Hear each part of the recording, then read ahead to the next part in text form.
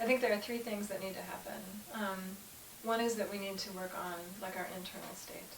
You have to maintain your own sense of focus. You have to maintain yourself, keep your own batteries charged. I think you have to keep yourself educated. I think you have to learn more about history. I think you need to find a community that you can plug into where you feel safe and you feel cared for and that you share, that you have an affinity group with, basically. And that keeps you going, So you have to take care of like this part here.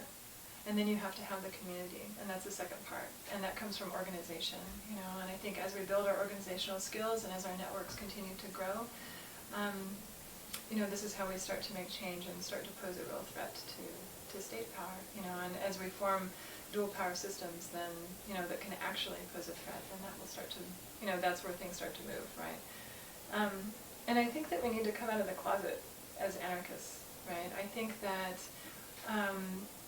and this comes from studying history as well, like there have been periods of time where it was seen as a very legitimate political philosophy, and and then you have times like now where outside the community people think of it as, or they're encouraged by the media to think of it as a bunch of 18-year-old kids in black hoodies throwing rocks at Starbucks, And I think it's really important for people to learn more about it, to find out that there is a difference between anarchy and anarchism, and to find out that it is something that's motivated by love and by a sense of justice, and that it is a coherent political philosophy, right, that people have been thinking about for a really long time.